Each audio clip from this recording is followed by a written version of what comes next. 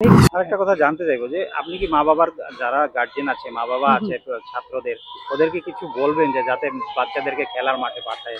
হ্যাঁ, হ্যাঁ, হ্যাঁ, অবশ্যই। আর দেখলাম অনেকে মনে করেন যারা ভিতরে বাড়িঘর তারা প্রপারে থাকে না, তারা বুঝে না, হ্যাঁ? মোবাইল কিনা দেয় যে মাঠে পাঠায় না। হ্যাঁ, আছে স্যার। এখন তো দেখেন সব স্টুডেন্ট প্লেয়ার স্টুডেন্ট মানে মোবাইল নিয়ে ব্যস্ত। এই মানে এটাই আমি চেষ্টা করতেছি যে যাতে ওই মোবাইল গেম খেলে মাঠে আয়ে সেটা প্র্যাকটিস করে না, মানে খেলাধুলা কি জিনিস তারা বুঝে না।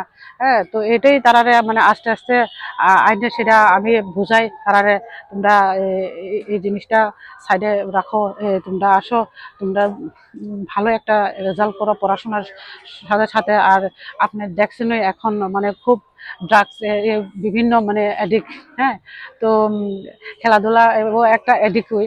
হ্যাঁ, এটা নেশা হইলে যেটা এটা তো পজিটিভ, ঠিক আছে। তো ওইটা তো মানে আপনারা তো দেখছেনই কি অবস্থা।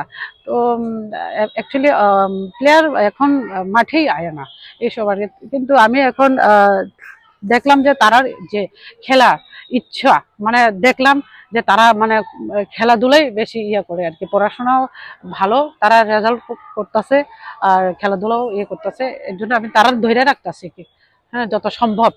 তারপরে আমরা এই, মা বাবাদের হইতে চাই মানে তারা যেন মাঠে পাঠায়। মোবাইল, এখন মোবাইলের যুগ, সবসময় মোবাইল নিয়ে ব্যস্ত, গেম খেলে।